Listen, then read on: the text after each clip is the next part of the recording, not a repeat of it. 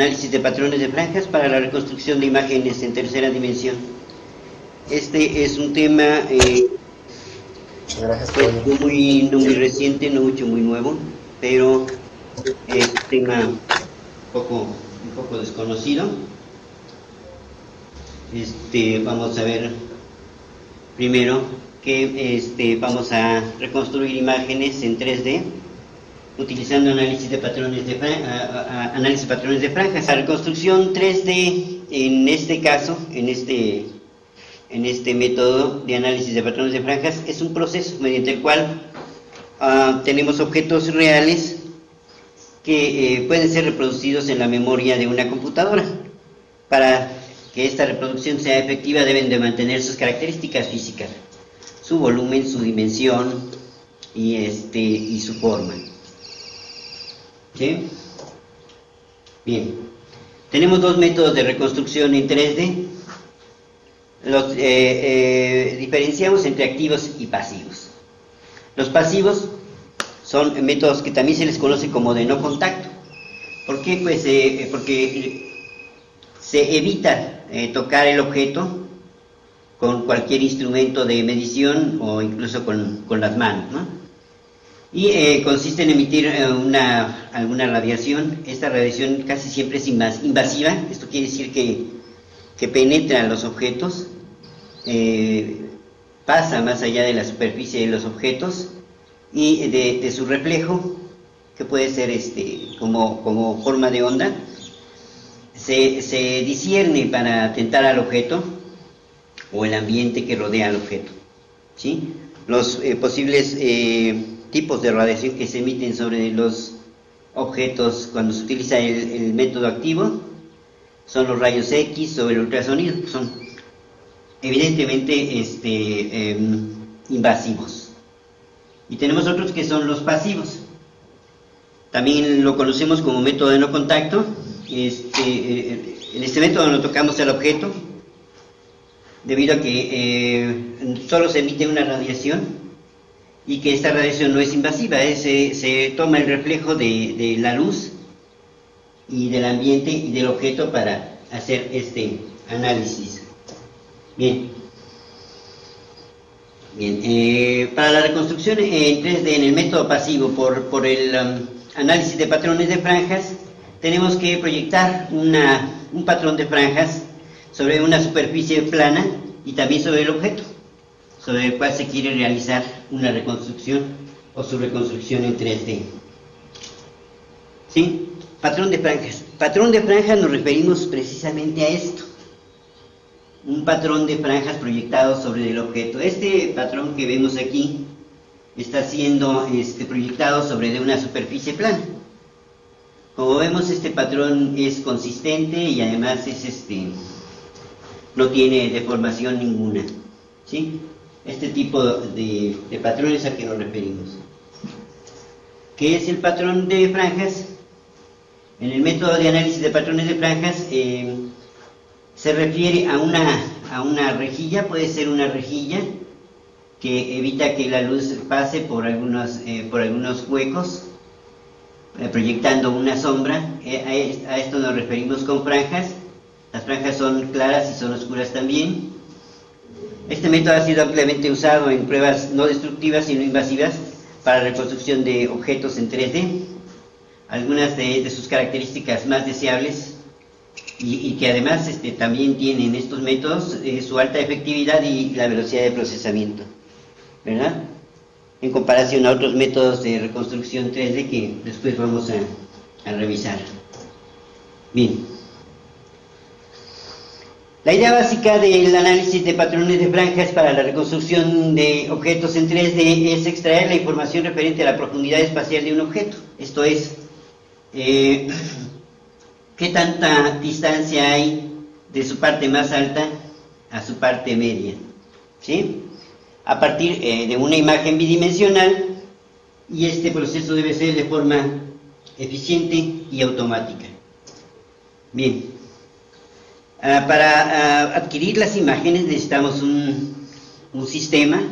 Este sistema consta de 3 partes: una unidad de proyección, que es la que nos va a proyectar las franjas y vamos a obtener de ella el patrón de franjas. Una unidad de adquisición de las imágenes, que es con la que vamos a tomar una fotografía o un video de estas imágenes, y la unidad de procesamiento y análisis. Bien, este es un sistema típico de adquisición de imágenes. Tenemos nuestras tres unidades: la unidad de proyección, la unidad de captura y la unidad de procesamiento. ¿Sí? En este diagramita podemos ver varios detalles que nos van a ayudar a comprender todo lo demás, ¿verdad? Tenemos el objeto, que es puesto sobre una superficie plana, al cual se le va a proyectar un patrón de franjas y se le va a tomar una fotografía, ¿sí? Hay un ángulo aquí de diferencia entre el sistema de proyección y el sistema de captura, que nos va a permitir ver las franjas de forma distorsionada. Es lo que estamos buscando, que las franjas estén de forma distorsionada y que nos procuren con ello un buen resultado. Bien, la altura del objeto. Con la altura del objeto nos referimos precisamente a un plano de referencia que tenemos, que es donde las franjas deben haberse proyectado lo más enfocadas posible, por decirlo de alguna manera, y el punto más bajo del objeto en su superficie, no con respecto a la superficie plana. Bien, aquí tenemos dos capturas con un patrón de franjas. Podemos ver, por ejemplo, en es una máscara. Esta máscara, aquí vemos la distorsión de las franjas debido a la diferencia de ángulo que hay entre el sistema de captura y el sistema de proyección de franjas, ¿verdad? En este caso son muchas más franjas. Si se alcanza a notar la figura, es un cerdito, así de esos de alcancía. Aquí están sus orejas, su trompita, su otra oreja, sus patas. Aquí todavía se alcanza a notar una. Eso es, ahí la distorsión es menor. Bien. Hay que tener varias consideraciones en el momento de adquirir imágenes, ¿verdad? Estas son el método para generar y proyectar el patrón de franjas, el diseño y la estructura misma del patrón de franjas usado en la proyección, la calidad de la imagen obtenida.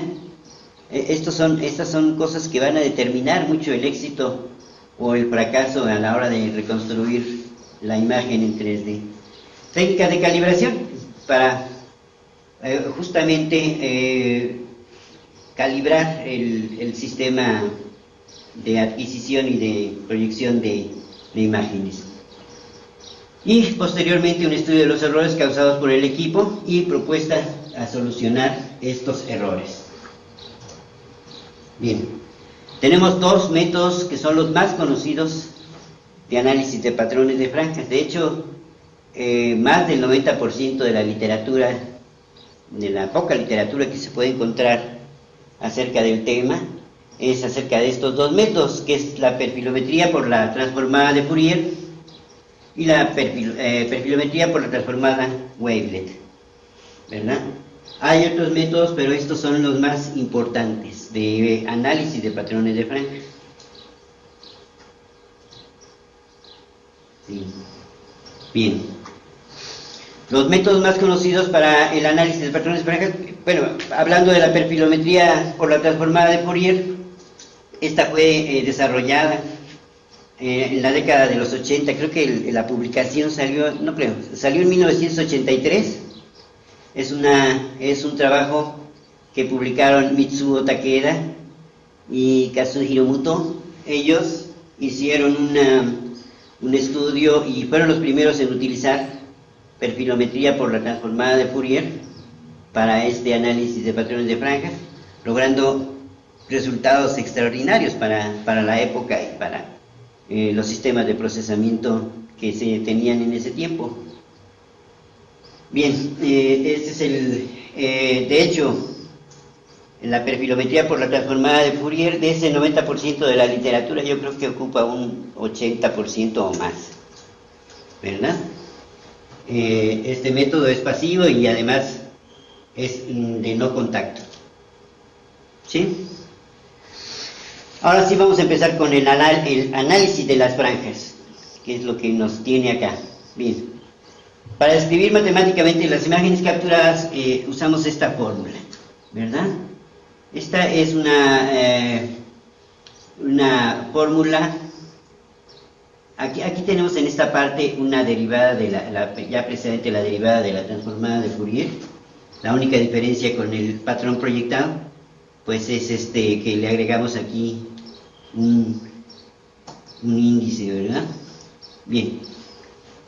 Entonces, tenemos que en estas ecuacioncitas, la G de X es la intensidad luminosa en la imagen en el punto XY. Vamos a dividir a la imagen en dos dimensiones, como lo es en el momento en que la capturamos, en su eje X y en su eje Y. ¿Sí? La función G de XY nos representa la intensidad luminosa en cualquier punto XY. ¿Sí? La función A de XY es la iluminación de fondo, de fondo del objeto. B de XY contiene el contraste de las líneas, entre las líneas blancas y negras. Y esta es nuestra función derivada de la transformada. Bien. Acá tenemos básicamente lo mismo para el objeto con las franjas proyectadas. ¿Sí? Bien.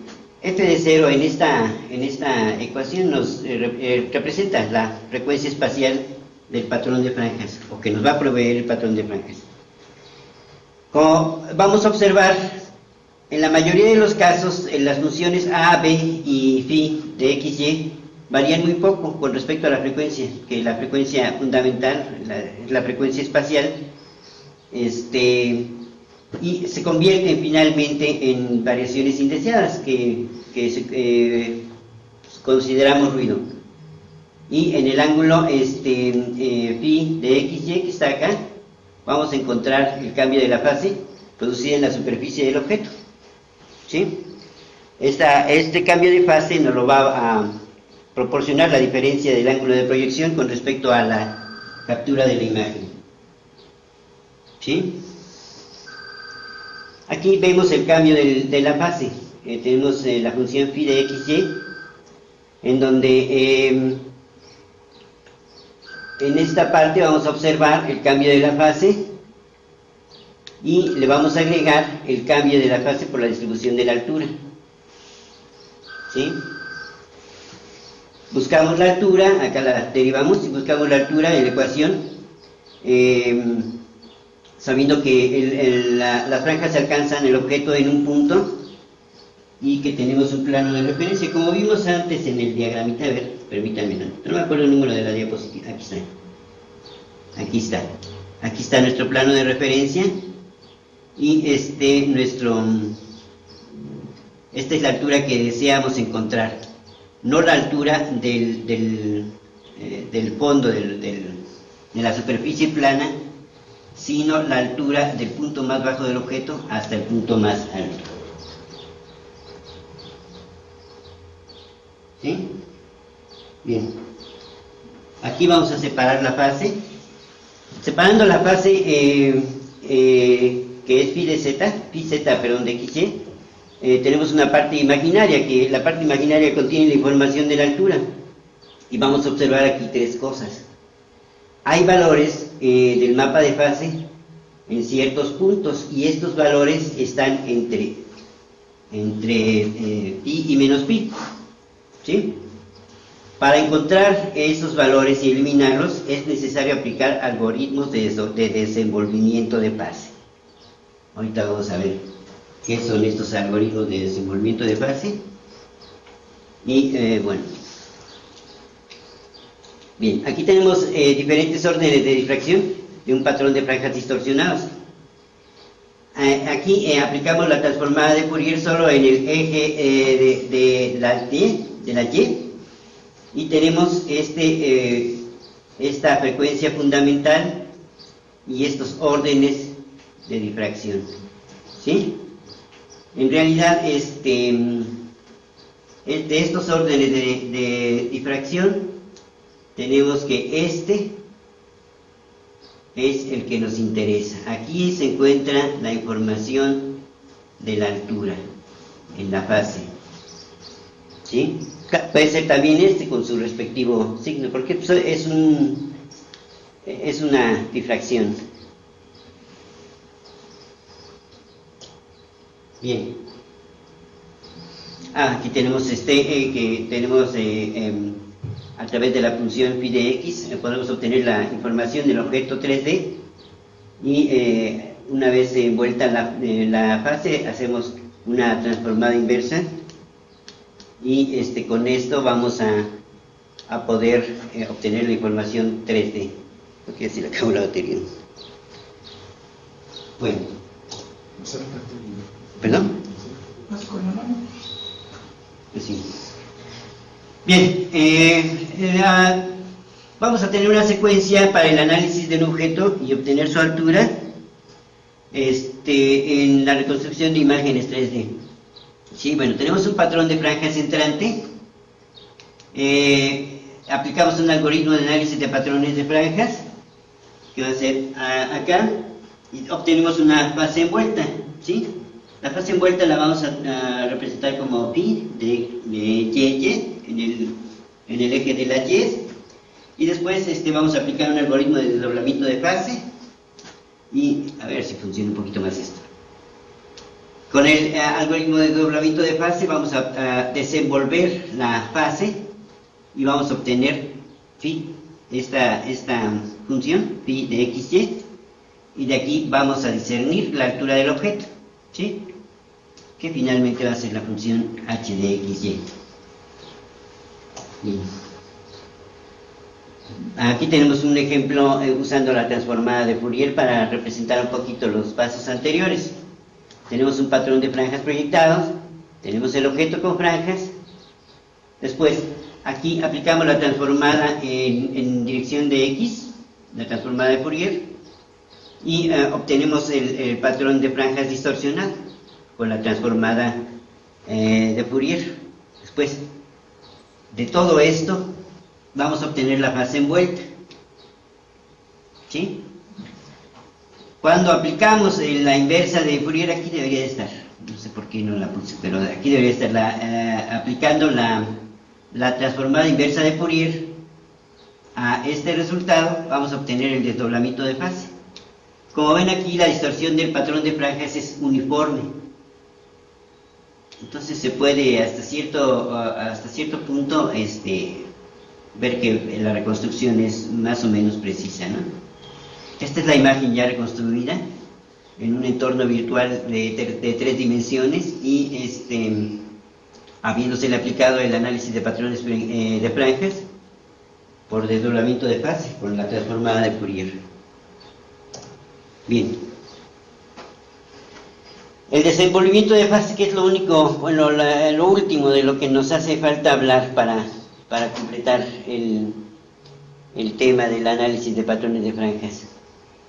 Es el procedimiento para resolver el problema de ambigüedad causado por el hecho de que la fase absoluta, como vimos que obteníamos la fase absoluta y sus difracciones, está envuelta en el intervalo de phi, de menos pi y pi, ¿sí? Desenvolviendo la fase podemos recuperar, o sea, aplicando el proceso inverso, podemos recuperar la información de la fase continua desde esta fase envuelta. No es exactamente el proceso inverso porque regresamos casi el resultado anterior, ¿no? Bien, este es un desenvolvimiento de fase ideal, ¿sí? Pero en la realidad el desenvolvimiento de fase es más o menos así. Bien. Aquí tenemos la definición de la operación de desenvolvimiento, ¿sí? Ya sabemos que es una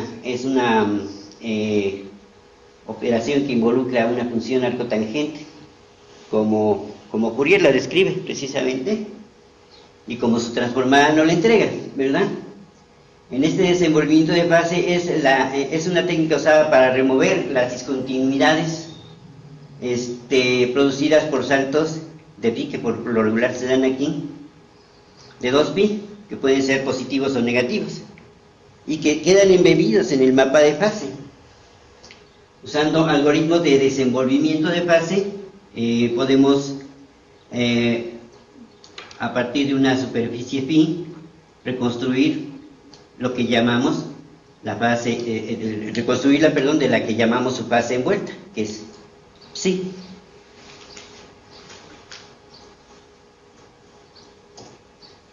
Bien, y aquí tenemos un poquito más claro todo lo anterior, ¿sí?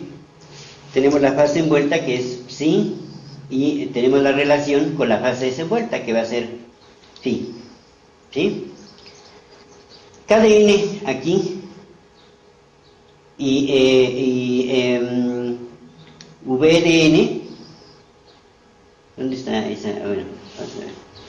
KdN es la función que contiene los enteros que serán agregados a la fase envuelta para desenvolverla. Van a ser también, si los actos son de más pi, pues entonces hay que agregarle un menos pi, y así, ¿no? Si sucede lo contrario, bueno, pues vamos a sumar pi, y así para normalizar la fase, ¿sí?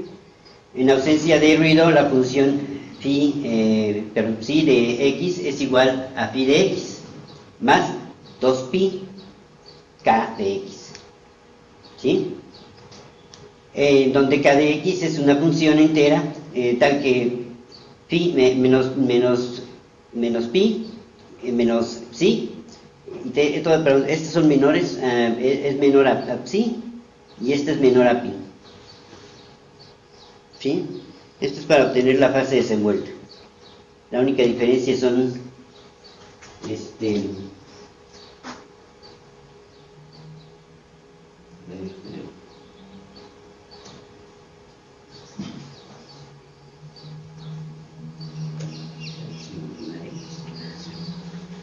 bueno, aquí tenemos un ejemplo como resultado. Tenemos un ejemplo, es una mariposa. En esta mariposa es una estatuita de una mariposa.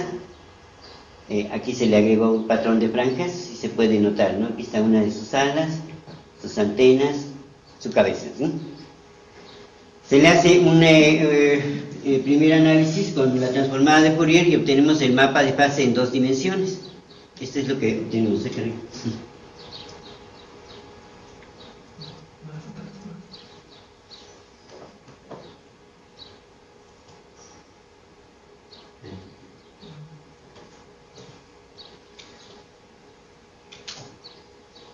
Bien,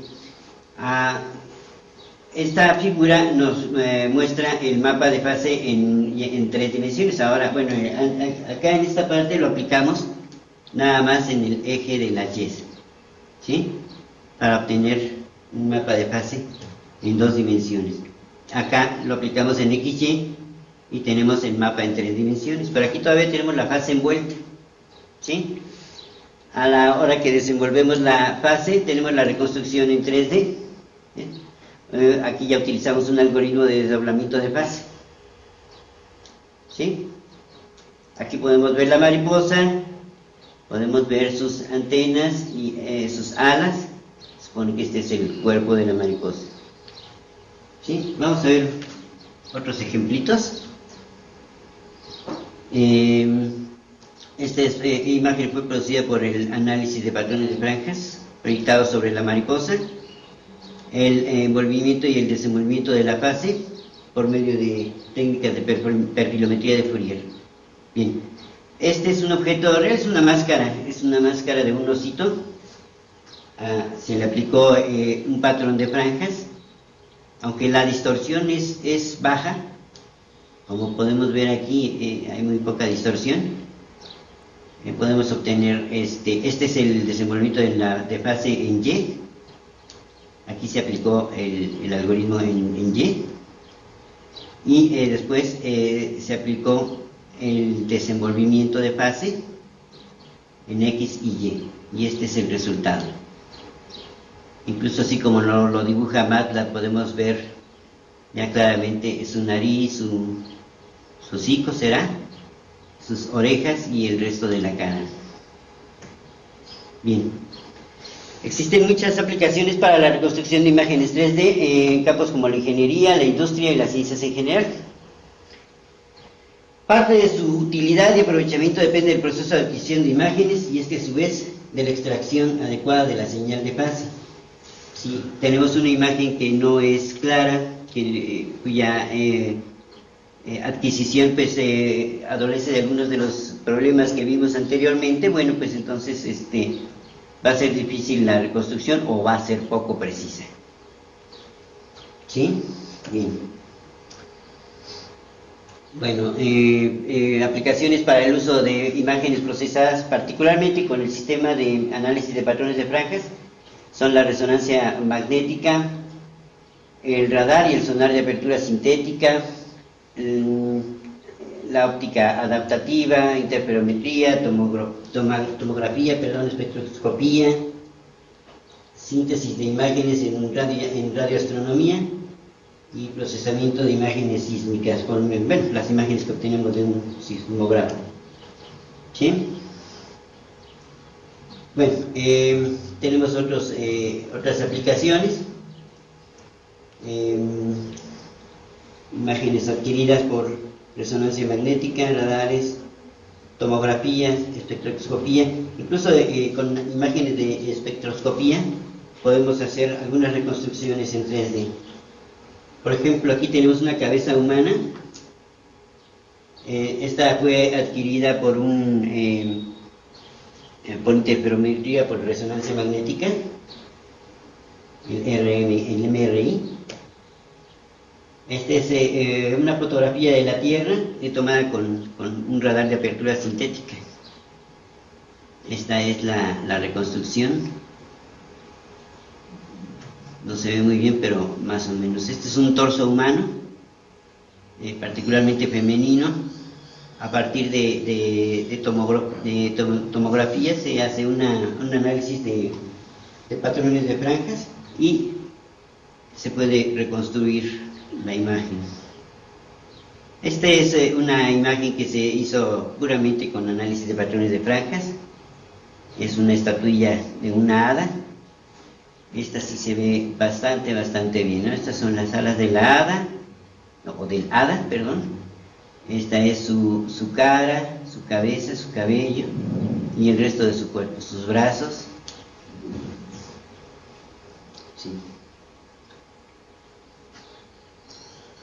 Hasta ahorita, como en este momento de las investigaciones, los métodos de evaluación de franjas y de recuperación de franjas por medio de la transformada de Fourier o la de Wavelet no aseguran el procesamiento exitoso de todos los patrones de franjas que podemos tener, ¿verdad? Como acabamos de ver en estas reconstrucciones, pues podemos tener distintos patrones de franjas, ¿no? ¿Sí? Entonces quedamos limitados por la resolución espectral cuando se procesan imágenes con muy pocas franjas y con equipos que no son muy poderosos. Bien, muchos algoritmos se han desarrollado para realizar reconstrucción de objetos 3D, pero todavía tenemos muchos problemas y cada uno presenta sus particularidades que hay que ir definiendo, ¿sí? Ahora debemos aprovechar las ventajas de los modernos sistemas de cómputo y captura de imágenes para realizar más y mejores estudios. Bueno, es necesario seguir creando algoritmos precisamente porque las tecnologías cambian. Ahora se tienen procesadores muy poderosos, se tienen paradigmas de programación que nos pueden ayudar pues aprovechar mucho más las características computacionales, el poder computacional de los nuevos equipos. Bien, y esto para analizar también, esto es muy interesante, no solo imágenes fijas, sino también imágenes móviles o en movimiento, imágenes en tiempo real. Incluso por ahí estaba leyendo que ya hay algunos intentos de algoritmos para reconstruir objetos en 3D con imágenes en tiempo real, y todo esto para lograr algoritmos capaces de unir los puntos de forma precisa y reconstruir objetos, incluso no solo como vemos ahora en los ejemplos, una sola cara del objeto, sino tratar de reconstruir todo el objeto, ¿verdad? A partir de solo fotografías, pues sería interesante ver algún algoritmo que pudiera complementar varios ángulos de un objeto para obtener una imagen completa en 3D. También debe ser necesario buscar nuevos usos y nuevas aplicaciones para estos algoritmos. Por último, tenemos algunas de las referencias que no algunas, sino las referencias que usamos en este trabajo. Eso es todo por mi parte.